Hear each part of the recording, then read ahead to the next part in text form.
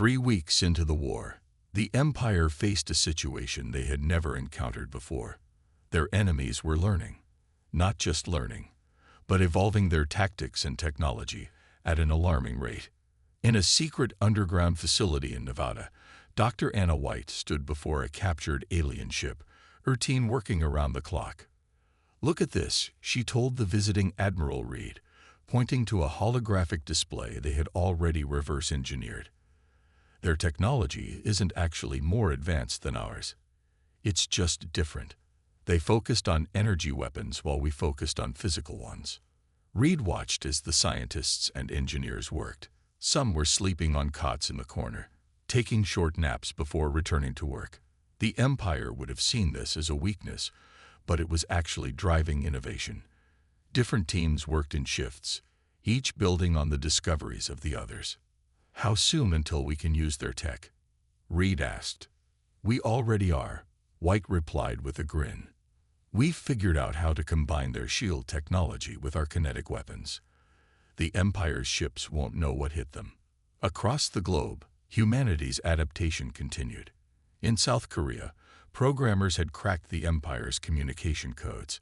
In Brazil, engineers had modified regular fighter jets with salvaged alien tech. In Russia, scientists had discovered how to detect the Empire's stealth ships using Earth's own magnetic field. The Empire's rigid battle doctrine proved to be their weakness. Their troops only knew one way to fight, the way their simulations had taught them.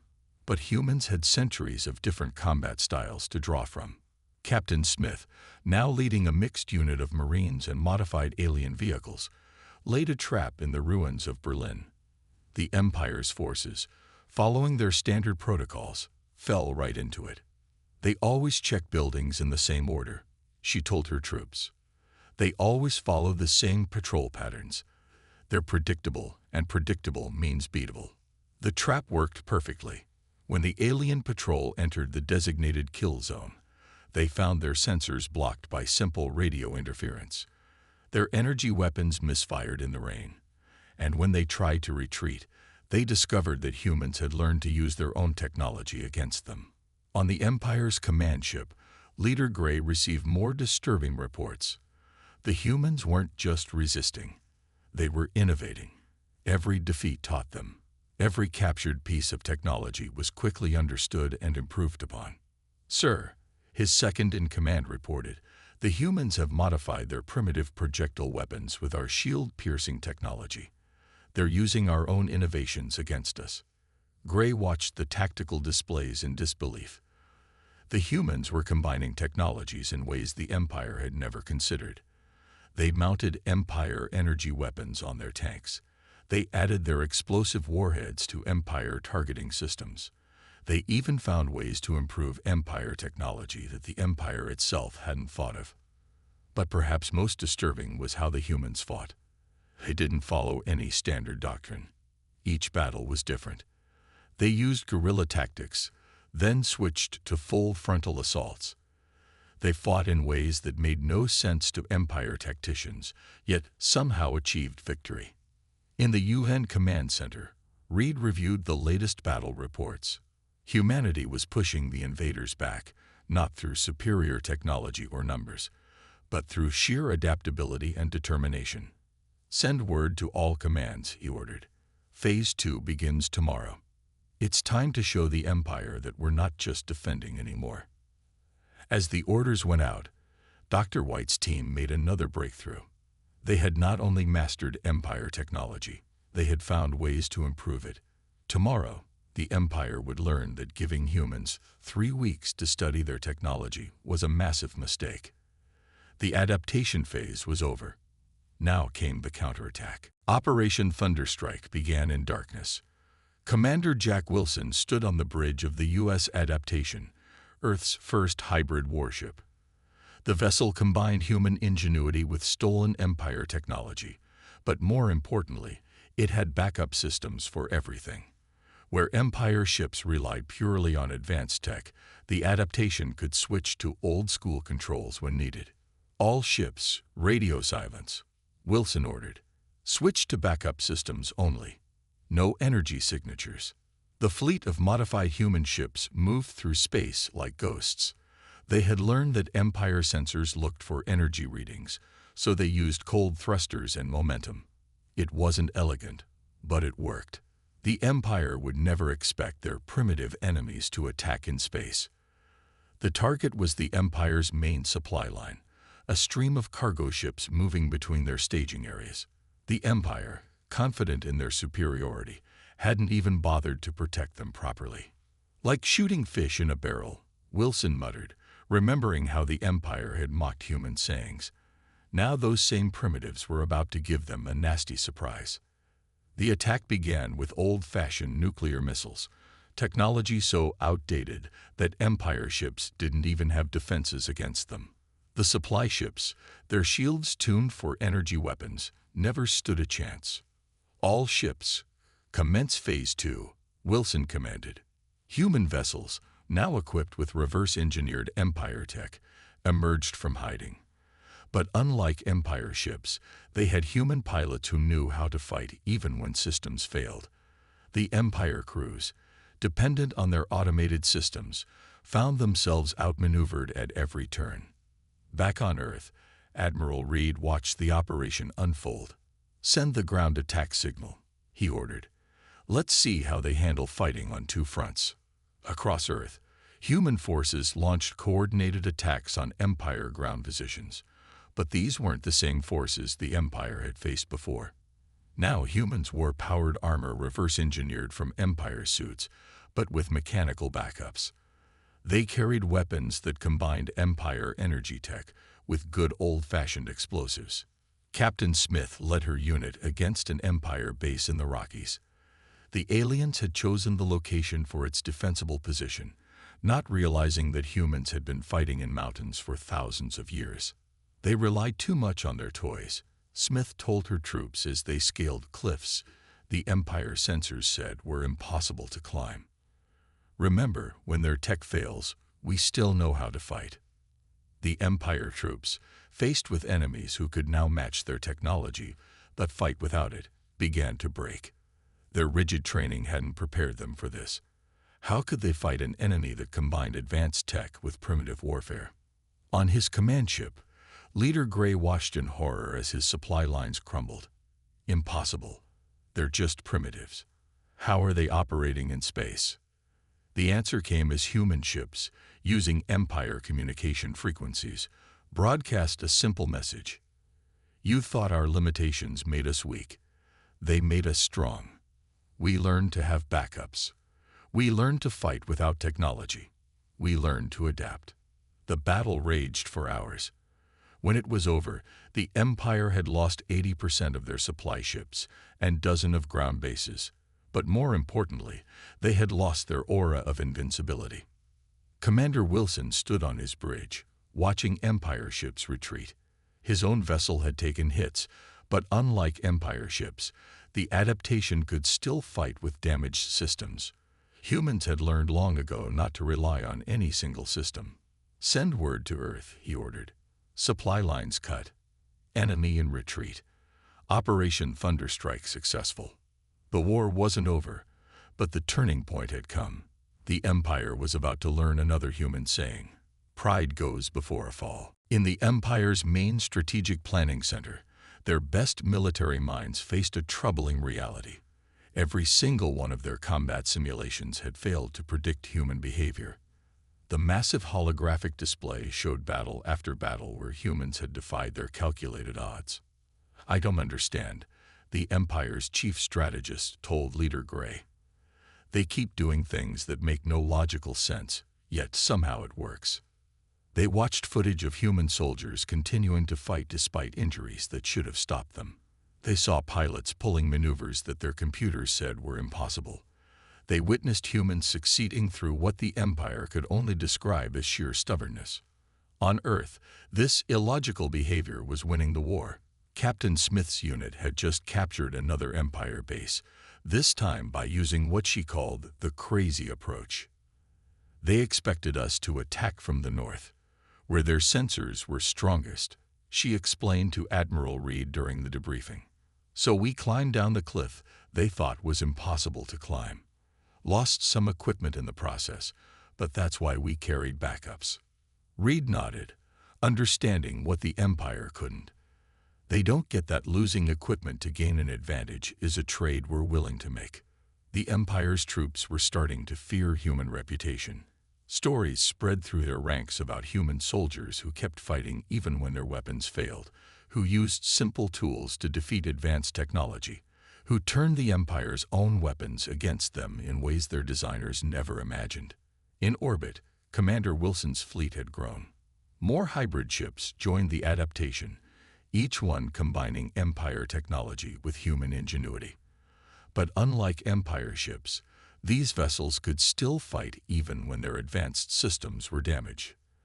They thought we were primitive because we planned for failure, Wilson told his crews. They never understood that expecting things to go wrong makes us stronger, not weaker. The Empire's psychological experts were baffled by human emotional responses. Humans fought harder when backed into a corner. They became more determined when facing losses. They even seemed to derive enjoyment from solving problems under pressure. During one battle, an Empire commander watched in disbelief as human soldiers used simple metal tools to repair a damaged vehicle under heavy fire. "Why don't they retreat?" he asked. "Their position is logically indefensible." The answer came in the form of a repaired tank that shouldn't have been repairable, crewed by soldiers who should have retreated, achieving an objective that should have been impossible. In the UN Command Center, Dr. White presented her latest findings. "The Empire's problem is they don't understand human creativity," she explained. "They see us using their technology in ways they never considered, and they can't compute it. They don't understand that limitations breed innovation." Leader Gray received more disturbing reports. Humans were using captured Empire weaponry in completely new ways. They had even found ways to improve Empire technology, making it more efficient and more versatile than the original designs. "How can they be doing this?" he demanded. "They're supposed to be primitive." His advisor's response was telling. "Sir, I believe we made a serious error. We judged them by their technological level, not their potential, their adaptability and creativity. It exceeds anything in our records." As the war continued, the Empire began to realize their fundamental mistake. They had dismissed humans as primitive because they hadn't achieved the same technological level as the Empire. But they had failed to understand that humans had developed something far more valuable than advanced technology. They had developed the ability to adapt, improvise, and overcome any challenge. The Empire was about to learn that underestimating humanity's potential was the biggest mistake they could have made. For the first time in the Empire's 10,000-year history, their ruling council faced open rebellion. The news of continuous defeats by the primitive humans had spread throughout their worlds, shaking the foundation of their society. Leader Gray stood before the council, his once proud posture now showing signs of strain. "We must commit more forces to the Earth campaign," he insisted. "More forces?" An older council member stood up. "We've already lost more ships and soldiers to these humans than in our last 50 conquests combined." The Empire's military structure was falling apart. Their rigid hierarchy, once considered their strength, now prevented them from adapting fast enough to counter human tactics. Every time they developed a new strategy, humans had already moved on to something else. On Earth, Admiral Reed received reports of the Empire's growing internal conflicts. "They're starting to fight among themselves," he told his staff. "Their whole society is based on the idea that more advanced technology always wins. We've proven that wrong." Commander Wilson's fleet, now twice its original size, pushed deeper into Empire territory. They had learned to exploit the fact that Empire worlds relied completely on their advanced technology. A few well-placed strikes at power systems could paralyze entire planets. They never bothered to have backup plans, Wilson noted during a strategy meeting. They thought their main systems could never fail. "We're showing them why that's a bad idea." In an Empire military base, a group of young officers secretly watched captured footage of human battles. They were amazed by how humans could switch between high-tech and low-tech solutions, how they used simple tools alongside advanced technology, how they kept fighting even when their primary systems failed. Everything we were taught about warfare was wrong. One officer whispered, "The humans aren't winning because they're stronger or more advanced. They're winning because they're flexible." The Empire's economy began to suffer. Their people had never faced serious defeats before. They didn't know how to handle failure. Riots broke out on several worlds as citizens demanded answers about why their inferior enemies kept winning. Captain Smith, now commanding a joint Human-Empire defector unit, saw the change in her alien troops. "They're finally learning," she told her second-in-command. "Yesterday I saw an Empire soldier fix his weapon with basic tools instead of waiting for a tech repair drone. They're starting to understand." In the Empire's Central Command, Leader Gray faced more bad news. 3 more colony worlds had surrendered to human forces without a fight. Their governors had seen how humans treated prisoners, with respect and dignity, another concept the Empire struggled to understand. "Sir," his advisor reported, "we're receiving requests from multiple sectors to open peace talks with Earth. They say continuing this war is illogical." That word, illogical, had once been their criticism of human behavior. Now it described their own choice to keep fighting a losing war. Dr. White's research team made another breakthrough in understanding Empire technology. But more importantly, they understood why the Empire had stagnated. "They stopped innovating," she explained to Reed. "They thought they had reached the peak of development. They forgot that true advancement never stops." The Empire's ruling council met again, this time in an emergency session. More than half the members now openly opposed continuing the war. Their society, based on technological superiority and rigid hierarchy, was facing a crisis of belief. Leader Gray watched his life's work crumble around him. The Empire had started this war believing they were supreme. Now they faced not just military defeat, but a complete upheaval of their most basic beliefs. The end was coming, but not the end the Empire had expected when they first encountered Earth. They were about to learn one final human lesson. Sometimes, the greatest strength comes from admitting you were wrong. The final battle wasn't what anyone had expected. As Earth's combined fleet approached the Empire's home system, they prepared for the hardest fight yet. Commander Wilson stood on the bridge of the adaptation, now scared from dozens of battles, but still running perfectly thanks to its hybrid systems. "This is it," he told his crew. "One way or another, it ends today." But instead of meeting heavy resistance, they found the Empire's defense fleet powered down. A transmission came through on all channels.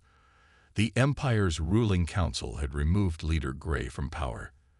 They were asking for peace talks. Admiral Reed, watching from the UN Command Center on Earth, smiled slightly. "Send the response we prepared," he ordered. "Let's show them how humans handle victory." The Empire's council members were shocked when they received Earth's terms. They had expected harsh demands, crippling restrictions, and humiliating surrenders.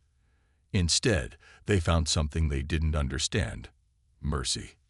"We don't want to destroy you," Reed told them during the first peace conference. "We don't even want to control you. We want to trade with you, learn from you, and yes, teach you." The Empire's representatives struggled to understand this approach. "But we tried to conquer you," one council member said. "We called you primitive. We dismissed your entire species as inferior." "Yes," Reed replied, "and we proved you wrong. That's punishment enough. Now let's talk about how we can help each other grow stronger." Dr. White presented a series of technological innovations that humans had developed by studying Empire technology. But instead of keeping these advances secret, Earth offered to share them. "Your way of doing things isn't wrong," she explained to the amazed Empire scientists. "It's just different. By combining our approaches, we can both become better." Captain Smith's Joint Human-Empire unit became the model for a new military exchange program. "They're learning fast," she reported. Yesterday, an Empire soldier suggested using sticks and stones to mark targets when their tech failed. 6 months ago, they would have considered that beneath them. The changes spread throughout Empire society. Their rigid hierarchy began to relax. Their obsession with technological superiority gave way to a more balanced approach. They started adding manual backups to their systems, learning to function without total reliance on advanced technology. Commander Wilson found himself teaching Empire officers about the importance of adaptability. Technology is a tool, he told them, not a crutch. The strongest warrior isn't the one with the best weapon, but the one who can fight with any weapon. Across the galaxy, other advanced civilizations took notice. The story of how Earth defeated the Empire became a warning to any who would judge a species solely by their technology level. Some called it the human lesson. Never assume that technological advancement equals superiority. Leader Gray, now stripped of power, watched from house arrest as his empire transformed. "I still don't understand," he told his guards. "How did you beat us?" The answer came from a young Empire citizen. "They beat us because we were too proud to learn from them. But they won our respect because they weren't too proud to learn from us." 1 year after the war ended, Earth hosted the first galactic cultural exchange. Species from across the galaxy came to learn about the humans who had done the impossible. They found not the primitives they expected, but a species that combined advanced technology with simple wisdom, high-tech solutions with practical backup plans. Admiral Reed stood at the podium, addressing representatives from 100 worlds. "We welcome you all to Earth," he said. "We have one main lesson to share. True strength isn't about having the most advanced technology. It's about being able to adapt, to learn, and most importantly, to admit when you're wrong." The Empire had tried to fight humans. It was a bad idea. But from that bad idea came something unexpected. A better future for both species. The massive alien ship appeared without warning, materializing above Earth's atmosphere on a quiet Tuesday morning. Its dark metal hull stretched for miles, blocking out the sun over much of North America.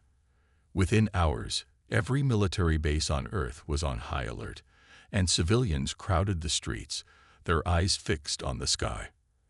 Admiral James Reed stood in the United Nations Emergency Command Center, his weathered face illuminated by the glow of dozens of screens. At 62, he had seen his share of conflicts, but nothing like this. The room buzzed with nervous energy as military leaders from around the world waited for his next move. "Sir, they're broadcasting on all frequencies," a young communications officer reported, her voice steady despite the tension. Reed nodded, straightening his uniform. "Put them through."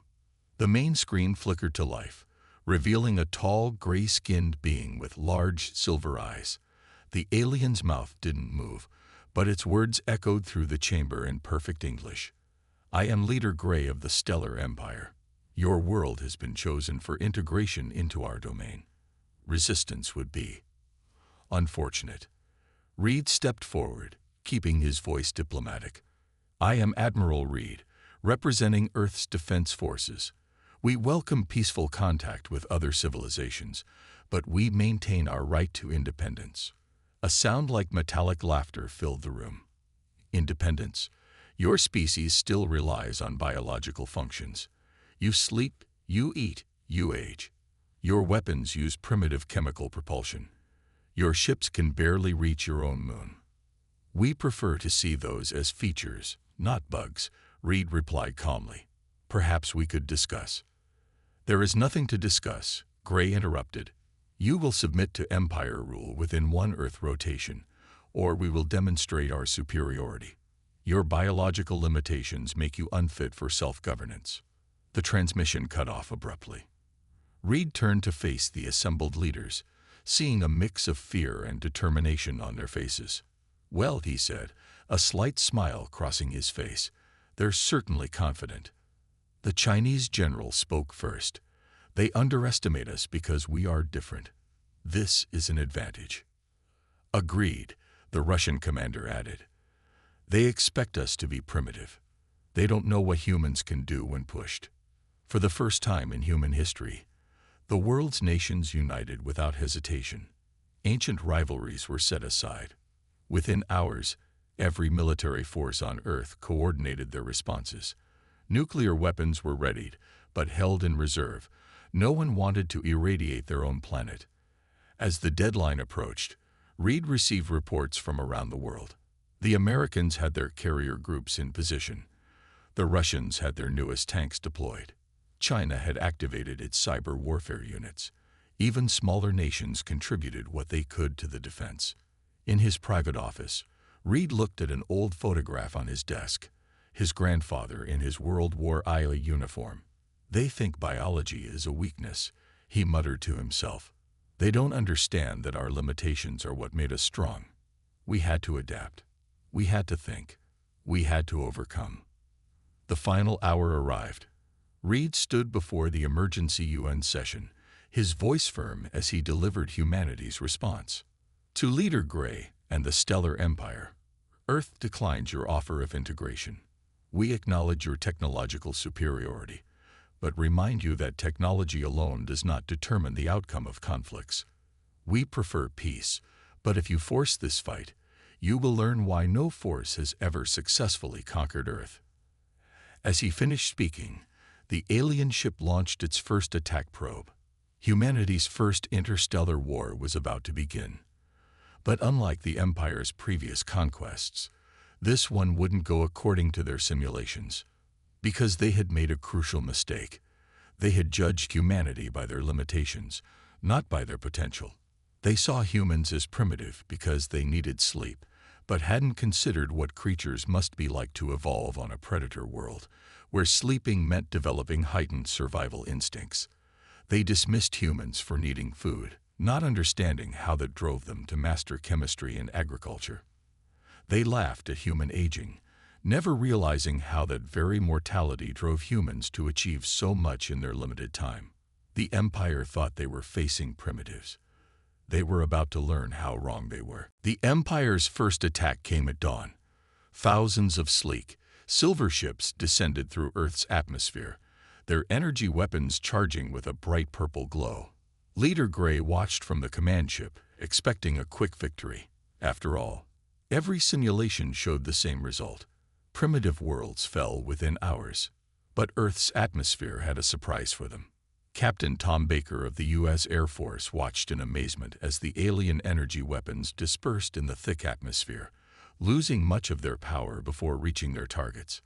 The aliens had never fought on a planet with such dense air and so much water vapor. Their weapons, while advanced, weren't designed for Earth's conditions. "All squadrons, engage at will," Baker ordered, a smile forming on his face. "Let's show them some old-fashioned bullets and missiles." The alien shields, designed to stop energy weapons, proved surprisingly vulnerable to simple kinetic weapons. Earth's fighters may have been less advanced, but their bullets and missiles tore through the enemy ships with devastating effect. The sky lit up with explosions as humanity's primitive weapons proved their worth. In orbit, Leader Gray couldn't believe the reports coming in. Impossible. Their projectile weapons shouldn't be this effective. On the ground, things weren't going any better for the Empire. Their troops, used to fighting on controlled battlefields, found themselves facing an enemy that used the environment against them. Earth's militaries had centuries of experience fighting in every terrain imaginable. Captain Lisa Smith led her Marine unit through the ruins of a coastal city. The aliens had landed in force here, expecting an easy victory. Instead, they found themselves fighting an enemy that knew every street, every building, and every shadow. Just like urban combat training, Smith told her troops. They may have fancy guns, but they don't know how to use cover worth a damn. The Empire's troops, relying heavily on their technology, struggled when their sensors were confused by simple smoke grenades and signal jammers. They had never faced an enemy that combined high-tech and low-tech solutions so effectively. In Asia, Russian and Chinese forces discovered that the alien ground vehicles, while impressive, couldn't handle the rough terrain as well as traditional tanks. In the Amazon, Brazilian guerrilla tactics left alien patrols lost and confused. In the Alps, Swiss mountain units proved that knowing the terrain was worth more than any advanced targeting system. By sunset of the first day, the Empire had lost over 30% of their initial invasion force. Their elegant battle plans fell apart in the face of human unpredictability and adaptability. In the Yuvan Command Center, Admiral Reed received the first day's reports with grim satisfaction. They thought their advanced technology would make this easy, he told his staff. They didn't realize that humans have been practicing war for thousands of years. We've learned every trick there is. The biggest surprise came when human engineers started examining the crashed alien ships. Within hours, teams of mechanics and scientists were already figuring out how the technology worked. The Empire had never encountered a species that could adapt and learn so quickly. Leader Gray paced in his command room, watching more reports of failures pour in. How are they doing this? They're supposed to be primitive. His second-in-command spoke hesitantly. Sir, we may have miscalculated. Their technology may be less advanced, but their tactics and adaptability. We've never seen anything like it. As night fell over the battlefields, the Empire prepared for day 2 of what was supposed to be an easy conquest. But their enemies weren't the primitives they had expected. These humans fought with a mix of sophisticated strategy and brutal simplicity that their simulations had never predicted. The Empire was about to learn that humanity's greatest weapon wasn't their technology. It was their ability to adapt, improvise, and overcome. And this was just the beginning.